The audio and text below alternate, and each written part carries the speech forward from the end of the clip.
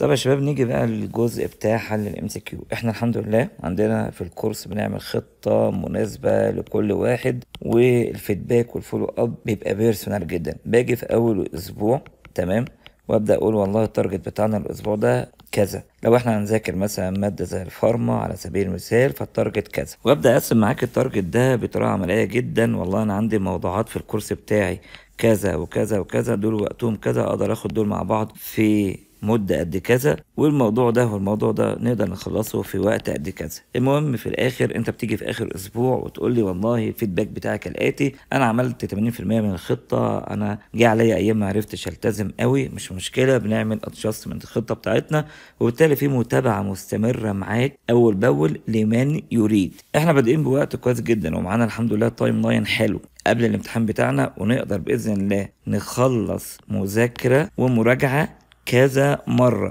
بإذن الله لو أنت التزمت معايا بالخطة. افرض الدنيا زنقت معاك لأي سبب وأصبح الوقت المتاح معاك أقل بكتير، مش مشكلة، دايما في خطة مناسبة لكل ظرف. فطبعا إن شاء الله هتعدي الامتحان بتاعك بأعلى سكور ممكن بفضل الله أولا وأخيرا. مثلا احنا عملنا حاجة اسمها جروب ستادي للناس اللي معايا في الكورس عشان خاطر نشجعهم يذاكروا مع بعض في وجود خطة معينة. فقمنا جبنا الناس اللي اختارت مادة معينة وليكن مادة الفارم، والناس اللي عايزة تذاكر فيسيولوجي مع بعضها، والناس اللي عايزة تذاكر فيزيكس مع بعضها، وعملنا جروب على التليجرام وبدأنا نحط الخطة، وخلال الاسبوع بدخل اعمل لهم موتيفيشن واتابعهم، وفي نفس الوقت اديهم اسئله ونشوف الفيدباك بتاعهم. الاسئله بتبقى على موضوع معين او على كام موضوع مع بعض، وبنقول للناس انها تتفاعل ويبداوا يقولوا اخبار الاتشيفمنت بتاعهم ايه، ونحل الاسئله ومش مشكله نغلط، المهم نتعود على افكار كتير جدا للاسئله. فمثلا في جروب الفارما اللي عملناه جينا في اسبوع ما واحنا بنتكلم عن الجنرال فارماكولوجي، حطيت شويه اسئله بسيطه كده على موضوع ميكانيزم اوف اكشن، والناس بدات تحل، ودي حاجه كويسه جدا، وشجعت الناس ان هم يقولوا حلولهم مهما كان صح او غلط. فيلا بينا نحل ال 11 سؤال دول ترو اند فورس ونشوف فكر كل سؤال فيهم ايه. هبدا اكبر لك الدنيا شويه كده ونشوف اول سؤال هنا كان ايه. السؤال بيقول كالسيوم اوت فلكس يعمل لك هايبر بولاريزيشن. يعني اغلب اسئله ام اس كيو هيقول لك مكان محدد وزمان محدد. يعني مثلا جه لك في ماده فيسيولوجي وليكن انا بتكلم على اس اي نود اكشن بوتنشن، ويحدد لك مرحله زمنيه ما، يقول لك انا بتكلم مثلا على فيز زيرو، او يجي لك مثلا برضو في سي في اس مايوكارديوم اكشن بوتنشن ويحدد لك مرحله زمنيه ما وليكن فيز 2، ويسالك على الايون فلكس سواء ان فلكس او اد فلكس. اوكي، لكن جمله مفتوحه خالص زي كده الهدف منها انك تدرب نفسك على هاو تو ثينك. الاناليتيك باور بتاعتك انا قاصد ان انا ازودها عندك. انا حطيت قاعده معاك، ادي السيل بتاعتنا، لو انت رحت تزود لي البوزيتيف جواها انت بتعمل دي بولاريزيشن، لو انت رحت تنقص لي البوزيتيف جواها او تزود لي النيجاتيف انت بتعمل هايبر بولاريزيشن. ده في حاله ان انت كنت واقف عند ريستنج ممبرين بوتنشال. حلو جدا. فشوف الجمله الاولانيه بتقول لك ايه: خروج كالسيوم، ما قالكش فين ولا امتى، بيتكلم جمله مطلقه جدا. خروج كالسيوم يعمل لك ايه؟ بصفه عامه الكالسيوم لما يخرج انت كده بتتكلم على بوزيتيف بيخرج، معنى كده ان البوزيتيف جوه الخليه بيقل، معنى كده كفه النيجاتيف بيزيد، فنعمل هايبر بولاريزيشن. ثيوريتيكال ايوه. طب هل الجمله بيكلمك ثيوريتيكال ولا كلينيكال؟ لا خالص، جمله مطلقه جدا. فبيقول لك صح ولا غلط؟ ايوه فعلا خروج البوزيتيف يعمل لك هايبر بولاريزيشن، فعشان كده رقم واحد صح.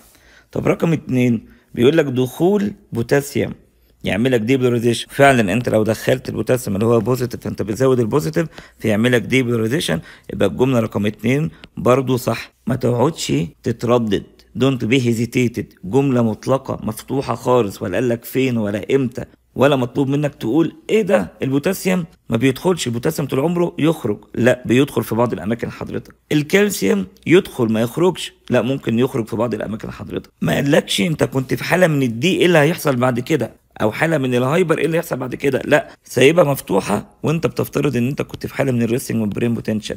جمله مفتوحه جدا، ما تقعدش تفصفط وتصعب الموضوع على نفسك. تيك ايزي يا عزيزي. تعال نشوف الجمله الثالثه بتقول ايه. local anesthetic act on receptor causing sodium channel blocker.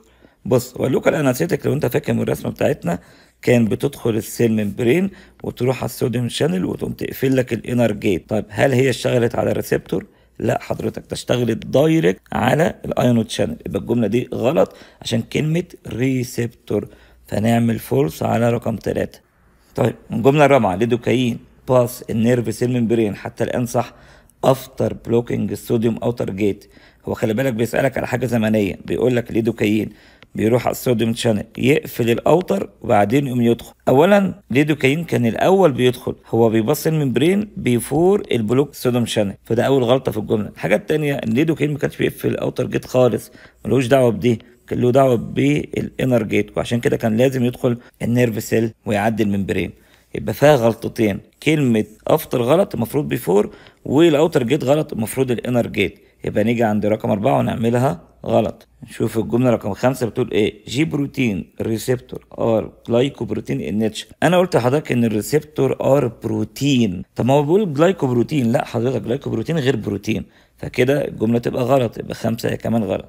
ندخل في رقم 6. سكسينيكولين اكت ثرو ايون شانل ميكانيزم اوف اكشن. خلي بالك هو محدد. هل السكسينيكولين كان بيشغل ايشن دايركت؟ لا، كان بيمسك في الريسبتور اللي هي بتاع الاسيتايلكولين نيكوتينيك كولينرجيك ريسبتور، وكان بيعمل لها بلوك حضرتك. يبقى ما يقول لك ميكانيزم اوف اكشن ايون شانل قول له غلط، هي اللوكال انستيك، وده الاكزامبل الشهير بتاعنا بتاع قصه الايون شانل ميكانيزم اوف اكشن. يبقى اذا الجمله رقم 6 فولس حضرتك. كل الاسئله بتدور على اول موضوع في الفارماكودايناميك اللي هو ميكانيزم اوف اكشن، وده جزء من الانتر اكتيفيتي ومتابعه الناس في مذاكرتهم، موضوعين وهكذا. نيجي عند الجمله رقم 7. اتروبين بلوك الان تايب كولينرجيك ريسبتور ات هارت. ان تايب يعني ايه؟ نيكوتينيك كولينرجيك. هو الموجود عند الهارت ايه حضرتك؟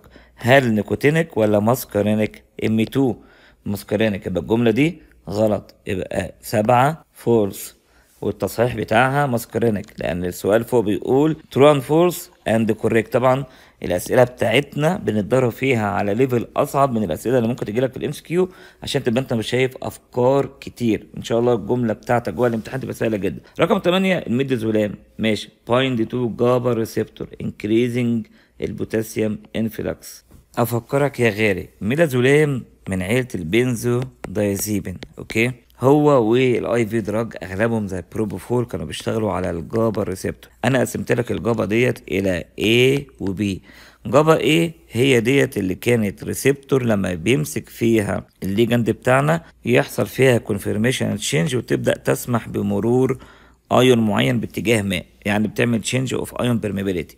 سمينا الحكايه ديت ليجند جيتد كابلد ريسبتور، اللي هي ريسبتور بتتحول لايون شانل بعد ما يمسك فيها الليجن، لكن هي اصلا مش ايون شانل، وده غير الميكانيزم اللي اسمها ايون شانل، ميكانيزم واضح وصريح. الميدازولام كواحد من بنزوزابين كان بيشتغل على الجابا ايه، لما بيمسكه كان بيسمح ان الكلورايد هو اللي يدخل جوه السيل، وايه يعني؟ لا، لما بزود النيجاتيف جوه السيل يعمل هايبر بولاريزيشن. يبقى الجمله لو رجعت لها تاني بيمسك في الجابا ريسبتور، هو ما قالكش ايه ولا بي مفتوحه، فحتى الان صح. كوزنج انكريز البوتاسيوم انفلكس، لا هو بيزود الكلورايد انفلكس. والجمله فيها غلطه تانية اصلا لو حد ركز شويه. ايه هي الغلطه؟ هو بيقول لك بيزود البوتاسيوم انفلكس، البوتاسيوم لو دخل يزود البوزيتيف ويعمل لك دي بولاريزيشن. فكره الميدازولام كان بيعمل لك هايبر بولاريزيشن ويعمل سيديشن للسي ان اس بالطريقه دي. طيب تكمله الغلطات اللي في الجمله، الجابا بي حضرتك كانت ايه؟ برضو ليجند جيتد كابلد ريسبتور؟ لا، امال ايه؟ الجابا بي عباره عن جي بروتين. جي بروتين يعني تخيل جابا ايه حاجه وجابا بي حاجه تانية. دي ليجند جيتد كابلد ريسبتور، يجي الليجند يمسك فيها يدخل الكلورات جوه السيل، اما دي جي بروتين يعني سلسله من التفاعلات واكتيفيشن اوف انزيم، وفي الاخر لما يحصل لها اكتيفيشن عارف ايه اللي بيحصل؟ البوتاسيوم يخرج، يعني بوتاسيوم اوت فلكس مش انفلكس، ولما يخرج البوتاسيوم يعمل لك هايبر بولاريزيشن بنفس الميكانيزم اللي شرحت لك من شويه، عشان بيجي جمل ام سي كيو في قصه جابا ايه وبي ناس فاكره الاثنين زي بعض. بي عباره عن جي بروتين، اما ايه عباره عن ليجن جيتد كابل ريسبتور. حلو جدا، بقينا منظمين وعارفين جمل كتير قوي مش هيلعب علينا فيها باذن الله. اذا الجمله رقم 8 بتاع الميدازولام هي كمان فولس، وتصحيحها كلمه كلورايد انفلكس. نيجي الجمله رقم 9. جي بروتين has GTP part in its resting state. بفكرك بالرسمه السبعه بارت الموجودين بره خالص، ماسكين في الجي بروتين بارت اللي هو عباره عن الفا بيتا جاما، ماسكين في جي ماسك في 2 فوسفات وقلنا عليه جي دي بي، ده في الريستنج ستيت.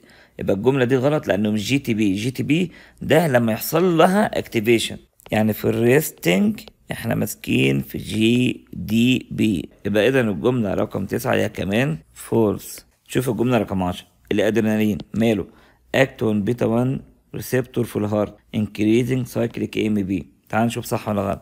فعلا في بيتا 1 في الهارت، حلو.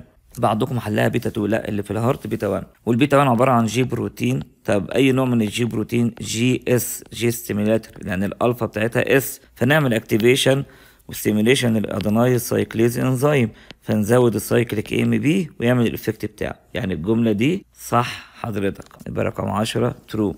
نشوف بقى اخر جمله، النور ادرينالين بيشتغل على الفا 1 اللي موجوده في البلاد فيزل فينقص السايكليك ام بي.